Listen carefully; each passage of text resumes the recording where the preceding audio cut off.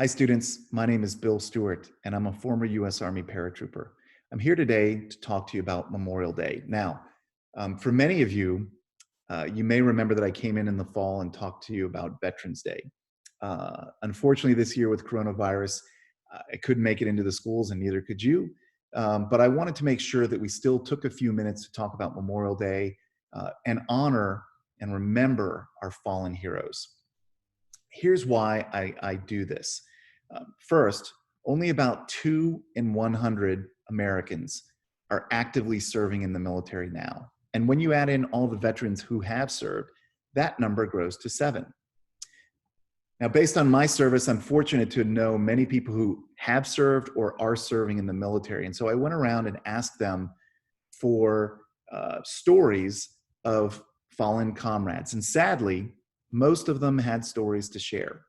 And so I wanted to share just a few of those today, and I'm not going to get to all 5 of these, but I am going to get to 3 of them just to give you a little bit of insight into some of our fallen heroes so that you get a flavor for the meaning and the significance of Memorial Day.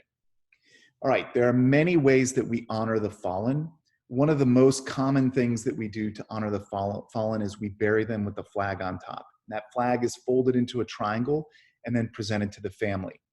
And when that flag is presented to the family, some words are said to the family to console them and to offer them thanks. I had the privilege of doing this once, and it was over 20 years ago, and I only did it once, and I still remember the words today, and I thought I would share them with you.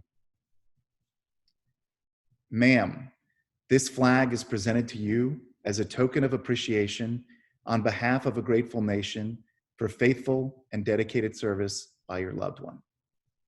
So it's a short sentence thanking them for the service of their fallen family member. It could be a husband, wife, son, daughter, mother, father. But it is difficult to get that sentence out. It's a very emotional moment. And I had the privilege of doing that once for a fallen soldier. Typically, that's accompanied by a 21-gun salute. The most common configuration is you can see we have 7 soldiers here lined up, each holding a gun, and they each fire 3 shots at the command of the person standing immediately behind them. So that equals a 21-gun salute. For pilots, another way to honor them is what's called the missing man formation. So the pilots would typically fly in a sort of a triangle formation. And as they're flying up, one of the pilots will peel off to honor the pilot who is no longer with them. And that's called the missing man formation.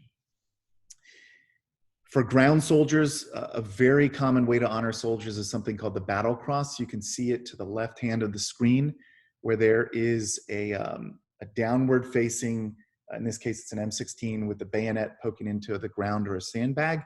The boots are there, the dog tags are hanging from the weapon, and the helmet is on top. And this is called a battle cross. And you can see soldiers paying their last tribute to their fallen friend with the battle cross as a symbol.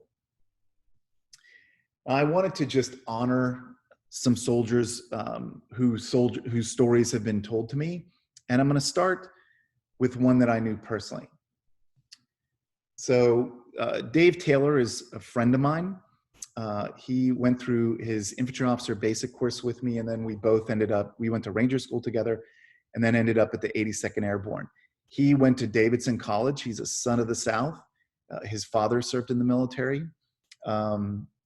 We gave him a hard time because he drove a BMW as a second lieutenant. We like to rib him for that.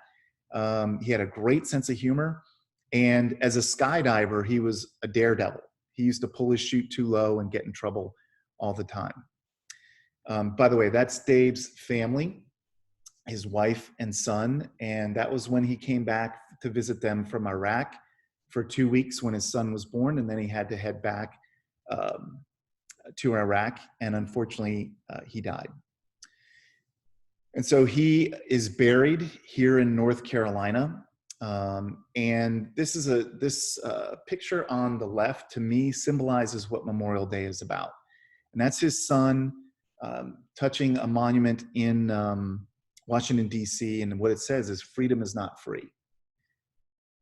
And I think that is the perfect picture for what Memorial Day is about, because Dave sacrificed his life and his family paid the cost of that as well. This is Captain John Teal. He was forwarded to me by Dave Guariello, who you see on the right, the bald guy. That's Captain Teal next to him in the white shirt. And Captain Teal was an avid triathlete. Dave Guariello and Captain Teal used to compete all the time. And Dave said he worked like crazy to beat him, but he could never quite get him because Captain Teal always beat him in the water. And it was a source of frustration. But Captain Teal is a graduate of the Virginia Military Institute. And there is a plaque at VMI honoring Captain John Teal, as well as all the other fallen graduates of Virginia Military Institute. This is Major Alan Greg Rogers. What's interesting is two of my friends separately forwarded me Major Alan Greg Rogers. And his claim to fame as a soldier was he was involved with the Army's first efforts to use DNA to identify the bodies of soldiers who were killed by IEDs. And you know, the irony to the story is, unfortunately, he was killed by an IED, and that very process that he championed was used to identify him.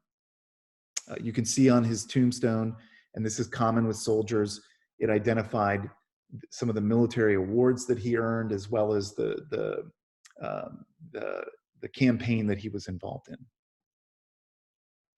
One way that we honor soldiers is with monuments. There are monuments all over the US and worldwide honoring fallen American soldiers. These are two that I've been to and that are some of my personal favorites. The Vietnam War Memorial, often referred to as the Wall, on the left, is in Washington, D.C.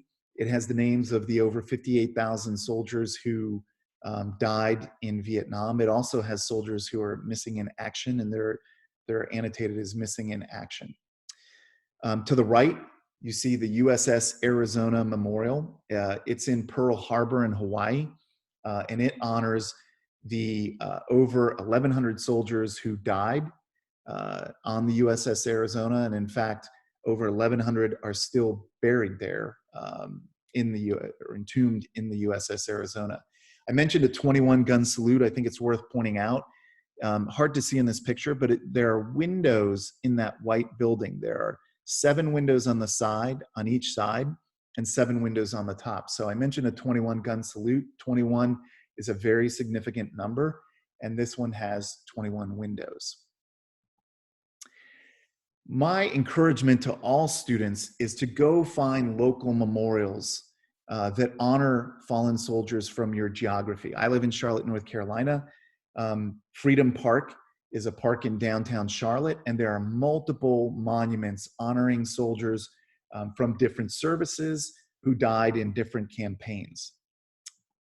There's also a Korean War monument in Mint Hill that honors all soldiers who died in the Korean War. The poncho wearing soldier in the middle with a steel pot helmet.